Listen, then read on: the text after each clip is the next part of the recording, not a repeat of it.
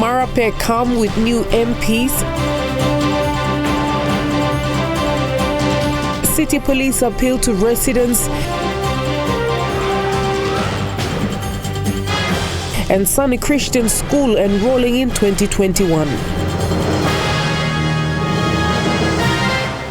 This is National EMTV News with Shamaine Poriambep. Welcome, this is Saturday's news. The 9 ministers sworn in yesterday was a mix of MPs who remained steadfast with Prime Minister James Marape since November 13th and those who crossed the floor to the other side and returned last Wednesday. Among those who were sworn in yesterday was the member for Samarai Murua, Henry Isi Leonard, and member for Laiga Pogera, Tomite Kapili. I, Isi Henry Leonard. Leonard is one member of parliament who claimed to have been enticed by the opposition to join them with promises of a portfolio and huge sums of money, but declined. The member for Samarai Murua was offered 300,000 kina and a ministry. He refused, and he came back and told the caucus, Papua New Guineans must be rest assured you have a body of leaders who are willing to be selfless. Marape thanked him for doing what was right. And especially for me, I am comforted that I am surrounded by Papua New Guinean leaders who want to put interests of their country ahead of interests of others who come in to buy our rights and buy our inheritance. Yes. I make no apologies to anyone. To all investors who here, come and play by our rules. Another notable member rewarded with the ministry is the member for Laiga Pogera, Tomite Kapili. While Kapili may have not been as vocal in parliament as some members are, he is the representative of the Oast district of the Pogera mine, a project that is still under negotiations following the non-renewal of the developer Barrick New Guinea's license. When there was a sudden movement of MPs to opposition on November 13th, 4 members of parliament from Enga province also moved, leaving behind the member for Wabek and the governor. Governor Ipatas then made a call for the 4 to return to better negotiate the Pogera deal. Kapili and member for Kompia Mambum, Sir John Pundari, returned on Wednesday, while member for Wabnamanda and Kandep remained at the opposition, and Kapili and Pundari were both rewarded with portfolios. Member for Bulolo, Sam Basil, was also restored back as Deputy Prime Minister, despite moving to opposition 5 weeks ago. And while many questioned why Marape welcomed him back and bestowed upon him the Deputy Prime Ministership, Marape had his reasons.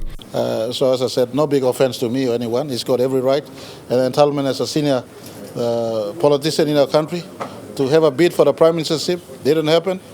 The next base available is Deputy Prime Minister, still vacant.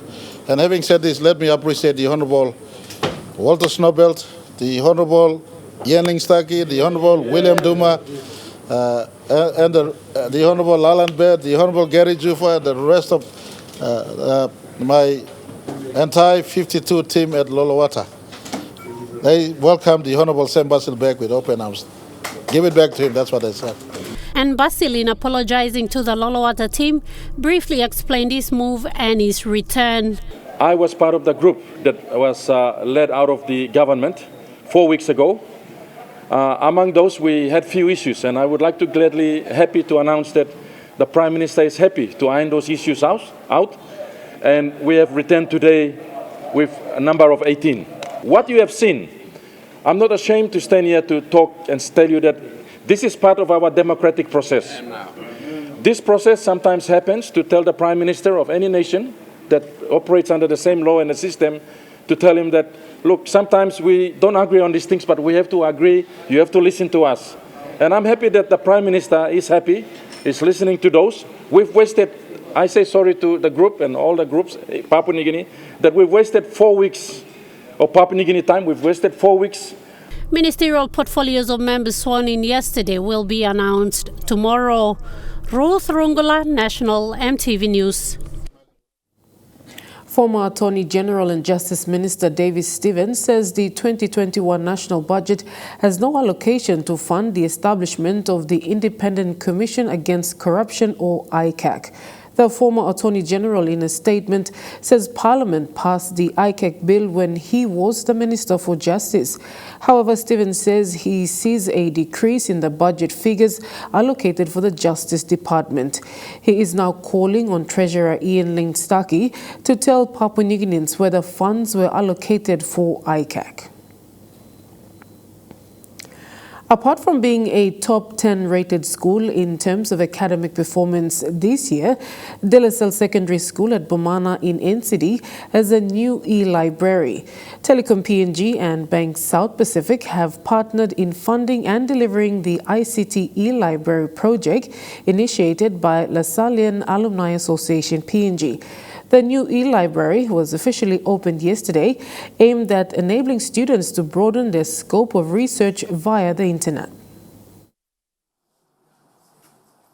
Although the school students are already on holidays, a few of them were asked to come in and try out the new e-library on the occasion of the official opening. In this project, BSP is partnering with Telecom in making some of the hardware, some of the computers and the peripherals that assist with the computer operations, so that the staff, the students have computers available to take advantage of the offline learning capability and online learning capability that Telecom's delivering with its internet, its online internet, and also an offline capability with its system called Rachel. We started it because I think we saw that there was a very important project for human resource in the country. Basically because, a better educated human resource will sort of fit into the workforce. With the Coral Sea cable in PNG now and ICT becoming almost compulsory for students at tertiary institutions throughout the country and also for employees in the workforce, the need for e-learning and research has increased over time. Former students of De La Salle Secondary School, who are part of the Lasallians Association of PNG, have been working on various projects to benefit current students. This e-library project idea began in 2010 and finally came to reality yesterday. It's basically an e-library solution that students can go in and do the research, and they only restricted to certain sites. Students are going to be very happy, and we know that especially upper secondary students are given a lot of assignment for the research work. So they used to go home and get money from parents, get data. Sometimes some of the students are unable to get data.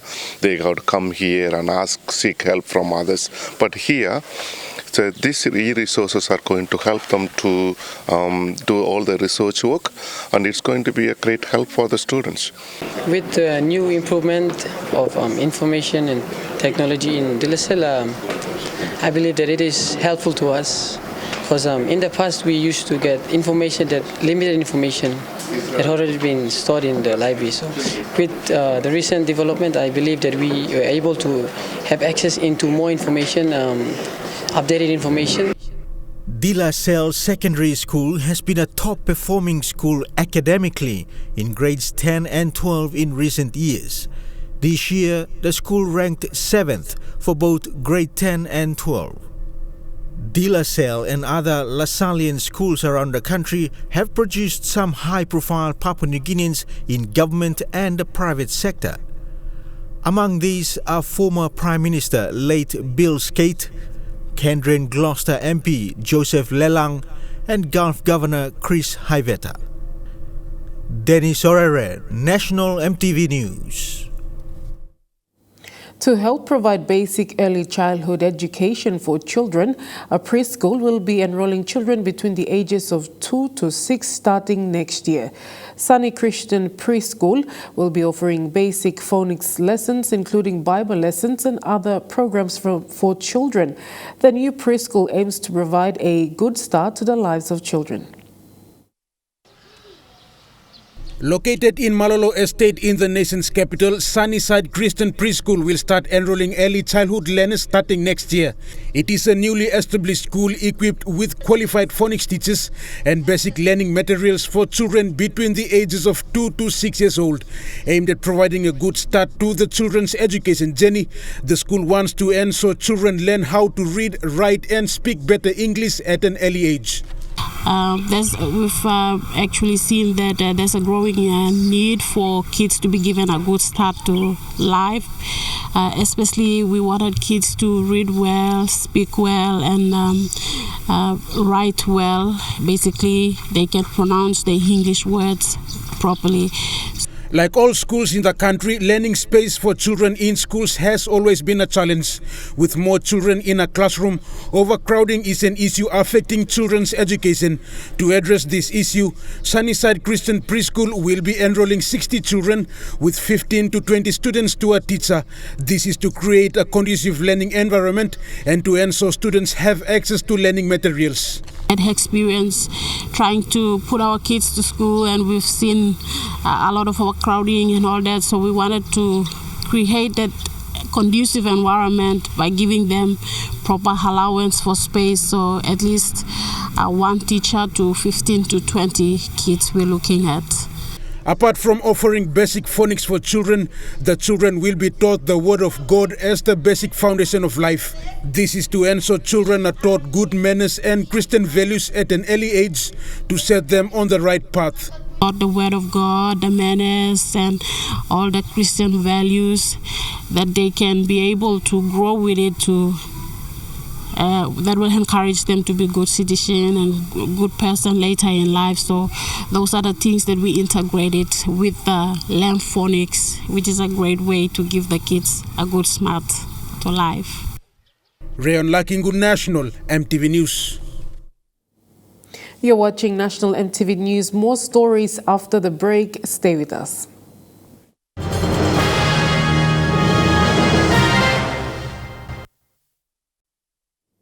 Welcome back to the news. With the festive season around the corner, police in Port Moresby have appealed to the general public for their cooperation.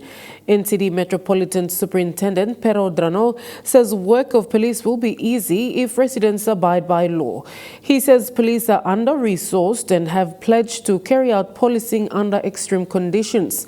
Drano called on the public to embrace the festive season by working with police for a peaceful Christmas and New Year. Let me ask them again.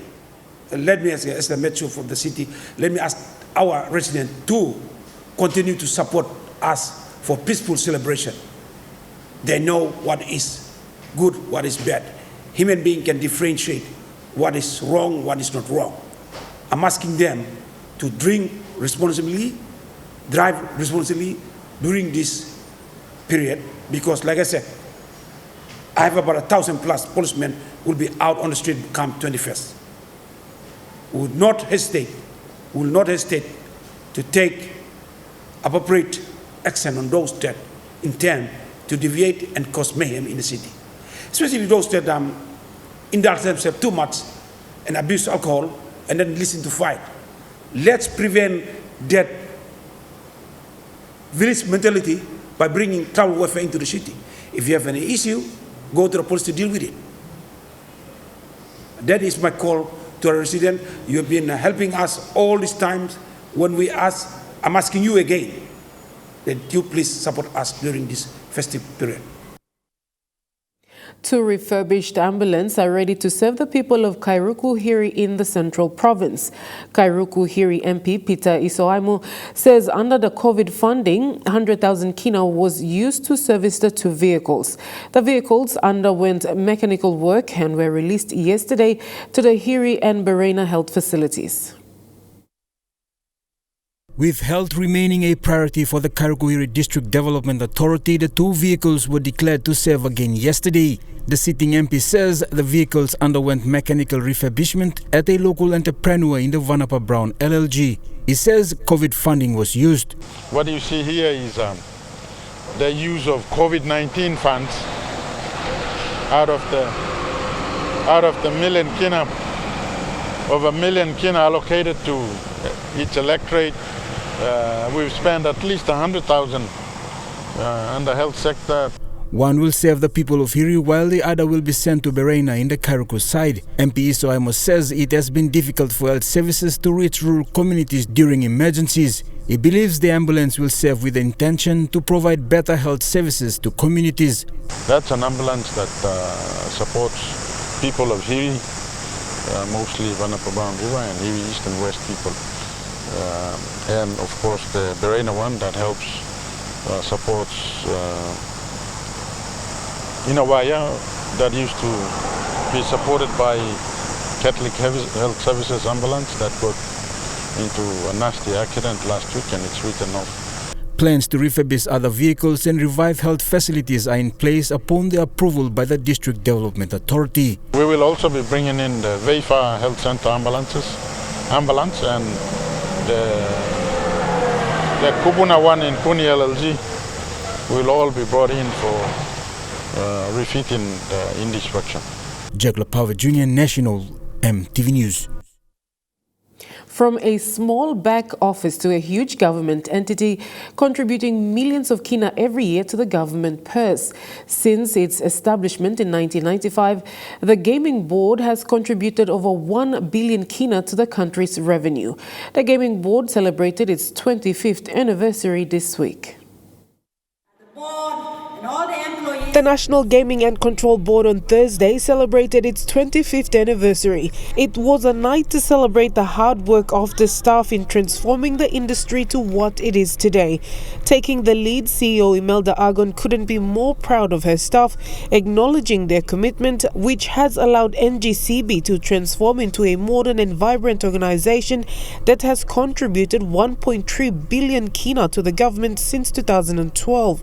The NGCB, in the history of the National Gaming Control Board, we've never had degree holders from lawyers to accountants to different fields, even IT. But today we have a pool of young people that are the very people that have driven my vision to change the course of the National Gaming Control Board.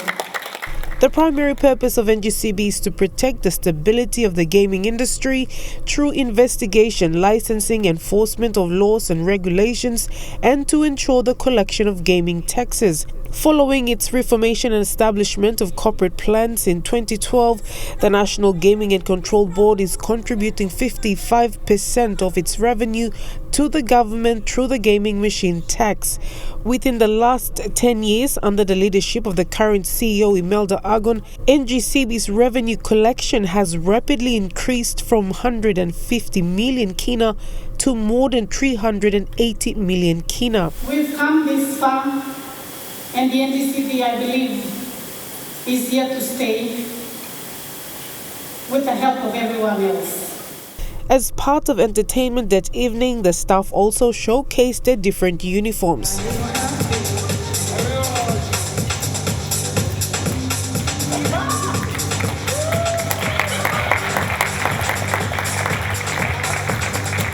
Staff and guests ended the night with a surprise Silver Jubilee fireworks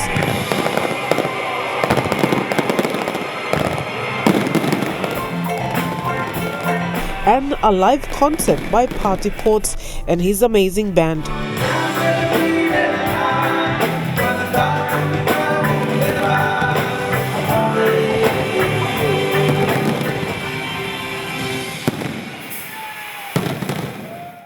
When we return, stories making headlines overseas.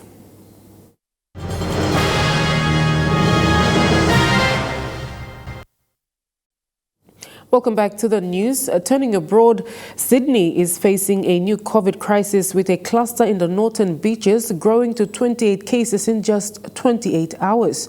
Health officials don't know how the virus got into the community. It has been such a long year as it is, and what a cruel way to end it, especially at Christmas time. But the feeling here on the northern beaches is very divided. Many people ignoring the orders, sitting at beachfront cafes here at Manly, calling the outbreak fake news. The others, they're wearing face masks and they're hunkering down at home to try and stop this from getting worse. It's a nightmare before Christmas as the worsening wave of COVID-19 forces a dramatic stop to the summer break. Oh, it's devastating. Yeah, we're supposed to be going away on holidays today. But we think we've been in close contact with someone that might have it. The testing blitz restarted early this morning. At the same time, New South Wales was delivered a warning. I am asking people to brace themselves today. We are going to see more cases overnight. Even with the population poised for bad news, the rise of new infections was still hard to hear. And then overnight, since 8 p.m, we have had 10 additional cases. Enough to order 250,000 residents of the Northern Beaches to stay home, and for the rest of the state. So everybody in Greater Sydney needs to be on high alert. And if we get on top of this in the next 2 or 3 days, all of us will be able to have a much better Christmas. But if we don't get on top of it in the next few days, it could mean further restrictions down the track. A call for a collective effort to beat the virus. But with Victoria's deadly second wave still fresh in everyone's minds, the rest of Australia is taking no chances. Unfortunately, while your aircraft has been in the air, there's been some changes to our legislation here in WA in relation to quarantining. Australia's internal borders slowly shutting as the hotspot expands. Hoping to get home for Christmas, people rushed to leave Sydney while it was still possible. Really nervous. I just want to be safe and sorry, and I really don't want to get COVID. Others too late, now split from family at the end of a long year. Very emotional, like I'm at tears, but we'll get there. WIN now relies on a community where relaxed attitudes are causing real concern. The complacency is no longer creeping, it's an avalanche. And that's the last thing anyone wants, especially when it comes to COVID cases. New Zealand's government safety watchdog is under review for its oversight of tourists at the Whaikari White Island. 22 people died after the eruption there last year, and reports into adventure tourism have found service gaps.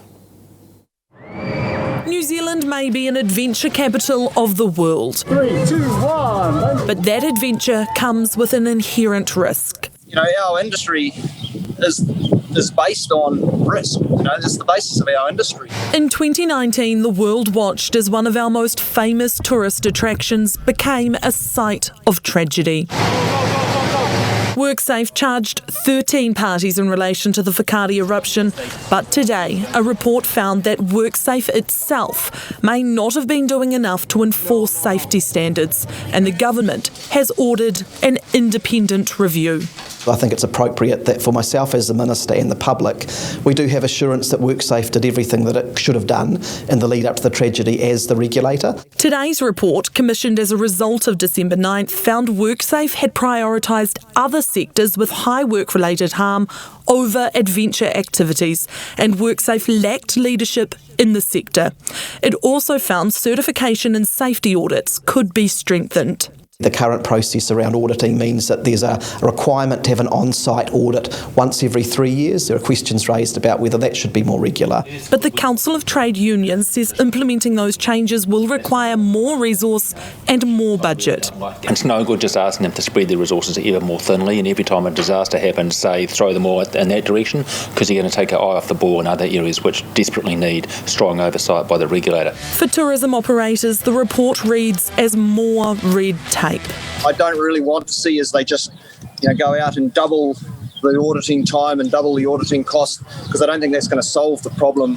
But he agrees with the government that the best thing for business is for tourists to be able to trust that what's for sale is safe. Some COVID vaccine deliveries in the US have been delayed as a massive snowstorm slams into the East Coast. The wild weather also caused a 60-car pileup and plane to slide off the runway. Tonight, icy roads making for another rough ride home after that deadly winter storm hammered the Northeast. Parts of upstate New York getting nearly 4 feet of snow. At Baltimore's airport this morning, this Spirit Air flight from Las Vegas skidding off an icy runway. No one was hurt. Around Boston, a treacherous morning commute. And huge waves crashing ashore in coastal towns. Hundreds of spinouts and crashes across the storm zone. A multi-car pileup with injuries on New York's west side. Nearly 50 people hurt in accidents across Connecticut. How long you been working today? I've been working since 7 o'clock yesterday morning. Holy smokes, over 24 hours. Over 24 hours, yeah. In central Pennsylvania, a fatal crash involving some 60 vehicles shutting down a stretch of Interstate 80. With vaccine rollout in full swing tonight, New Jersey's governor says the storm did indeed delay some vaccine deliveries. It might be just be a little bit later than otherwise expected. The U.S. has recorded its deadliest day from the COVID-19 with more than 3,600 deaths yesterday. Its epicenter, California, with a nationwide record of new cases and more than 50,000 infections within 48 hours.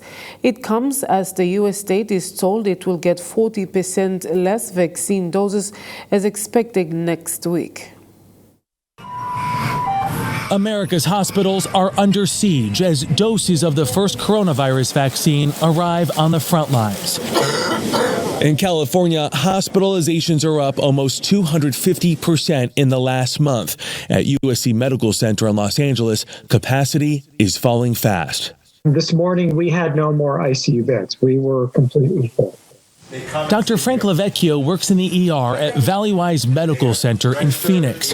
He says his hospital is treating more coronavirus patients than at any other phase of the pandemic.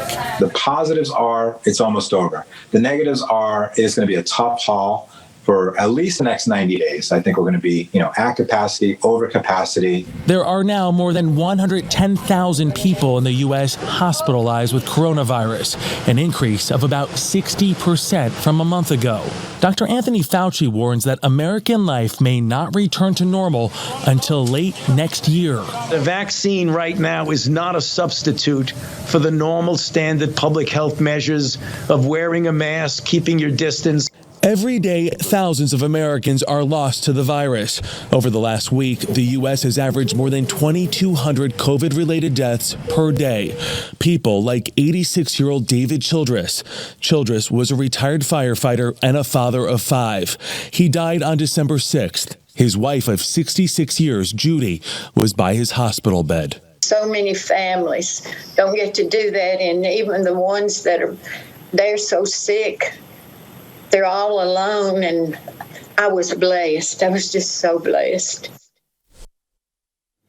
True Guy Sports is next. Details after the break. Stay with us.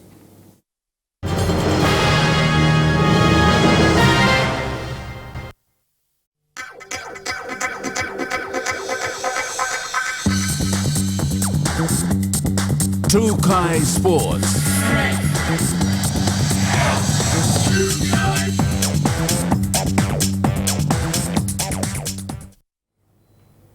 Welcome to True Guy Sports. The Marape Grand Final is set for tomorrow with the 71st uninterrupted season to feature Tarangao and Butterflies in the men's senior A grade. In the women's, it will be Paga Panthers and Souths, while in the under-20 men's, it will be a battle of Connie, with Connie Tigers to take on Connie Storms. It has been a tough year for the oldest rugby league competition in Papua New Guinea, the Port Moresby Rugby Football League. But with 2 separate lockdowns, the competition did well to keep the standard of the competition at a high throughout the shortened 2020 season. To give credit to the board, but I think credit must go back to the players and the delegates of each club that have been committed to bringing this game this far and then feeding the Diesel Cup teams. With the grand final tomorrow, the competition's chairman, Dr. James Naipao, says they have done well in their COVID-19 response. We have not tested a COVID-19 positive case out of the stadium. I think it's a breakthrough, so these guys at the back should now clap 3 times. The Tarangao team is raring to make a statement on Sunday against a top-notch Butterflies team in the 2020 Marape Grand Final. Tarangao's dynamic young team will have to prepare well against a senior Butterfly squad. Grand Final is a different game compared to our normal games. Likewise, I said it's the preparation to play Grand Final. So the final luta will decide whether you prepare to Grand Final. For the Butterflies, aided with some strong players from the Digicel Cup, they are looking to break their hoodoo against Tarangao. In previous Grand Finals, it was always Tarangao that beat Butterflies. We went to 2 grand finals in 2011 and 2014, all against our Hoodoo team, Tarangau. And they beat us on both occasions. In 2011 was 18-16, and 2014 was 6-7. So this is our third grand final to meet our Hoodoo team, Tarangau. And we're ready to change the results this time around. In the other divisions, Paga Panthers take on Souths in the women's final, and in the under-20, Connie Storm take on Connie Tigers. The matches kick off at 11 a.m. with the men's grand final scheduled for 3 p.m. All matches will be at the Oil Search National Football Stadium, Oval 2.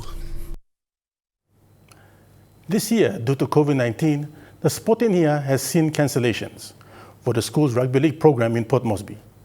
Their season has been shortened, and this year, only the under-18 men's and women's took part. Sunday, we'll see Calgary Primary take on Philip Aravure Primary in the men's, and in the women's, it will be Kila Kila Secondary and Calgary Primary in the finals tomorrow at the National Football Stadium. The Port Moresby School's rugby league competition had been reduced to just the under-18s this year due to the COVID-19 pandemic, shortening their season. But tomorrow we'll see the under-18s men's and women's take part in their grand final at the Oil Search National Football Stadium, Oval 2. Normally we run four divisions, and because of the short season, we were asked to run only 2 divisions, the under-18 girls and the under-18 boys. President of NCD Schools Rugby League Arnold Gende said Philip Aravure and Calgary Primary Schools are in the men's finals, while Calgary Primary and Kila Kila Secondary will play for the Women's Shield. The schools that have participated and reached the finals, on my right is Philip Aravure and Calgary Primary School for the under-18 boys. On my left is Kila Kila Secondary and Calgary Primary School under-18 girls. Gende says they are naming the winning shields for both the men's and women's after PNG RFL Chairman Sandy Saka. And the shield that are in front of me here on the table, I think I'll have the privilege to name the shield. We have decided to name it the Sandy Saka Shield. For these students, they are looking forward to tomorrow's grand final. I'm the captain of Philip Aravure Primary School. I'm just happy and privileged to play schoolboys for this year, because this year was a really challenging year. I'm captain of the Calgary Primary School under-18 boys schoolboys, and I'm proud to play here in NFS, and I'm proud to play grand final. My boys will be proud to see me interview and proud to play grand final too. That's all. Thank you. I'm the captain of Calgary Primary School under-18 girls, and I'm so happy to play in the grand final this coming Sunday. My name is Jamalin Kamali, and I'm the captain of Kila Kila Secondary, and I'm so excited to play in the grand final. Trukai Sports continues after the break. Stay with us. Trukai Sports. Welcome back. Australia has made light work of India in day 2 of the pimple test in Adelaide, rolling the visitors for 244. India could add just 11 runs to their overnight total as the Aussie quicks tore through the tail. India losing 4 wickets in just 4 overs. Edged again, Saha. His first ball of the day can only find the outside edge, so Starkin on the action. Oh, straight up in the air. It's a golden duck for Shami. Australia's first innings has just got underway and they're currently 12 without loss, with the unfamiliar opening pair of Matthew Wade and Joe Burns at the crease. They say Tiger Woods is one of the greatest golf players in history, but there is a glimpse into the future of golf domination. Here's why. This is Tiger Woods, obviously, but that youngster next to him with a swing as smooth as butter is his 11-year-old son, Charlie. The pair teeing it up together in an unofficial father-son PGA Tour event in Florida this weekend. Whether he takes it any further, or switches sports, or he does something else, or picks up something else, that's fine. I just want him just to enjoy. The Woods duo in a field including John Daly and his son, and Greg and Gregory Norman. That story wraps up Trukai Sports. The weather report coming up next. Trukai Sports.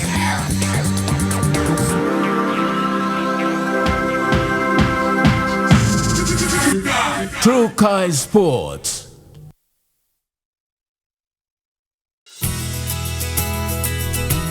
This weather update is proudly brought to you by MoniPlus, with you always.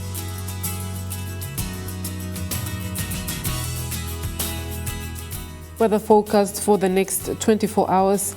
In the southern region, Port Moresby mostly fine, though partly cloudy with evening shower drizzles developing. In Daru, mostly fine, partly cloudy with afternoon shower or two. In Karama, mostly fine, partly cloudy with evening drizzles likely. Alotau, mostly fine, partly cloudy. And Popondetta, morning showers, then fine, partly cloudy.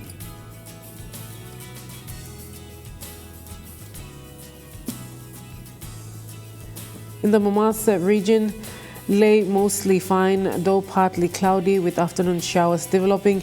Madang, morning showers, then fine, partly cloudy. Wewak, a few showers, then fine, partly cloudy.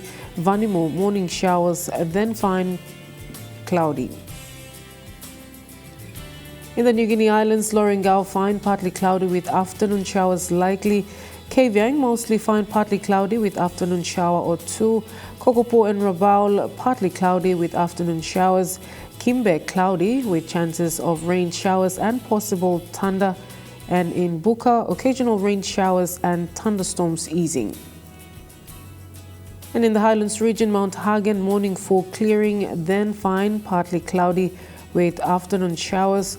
Goroka and Kundiawa, morning for clearing, then fine, partly cloudy with evening showers, drizzles.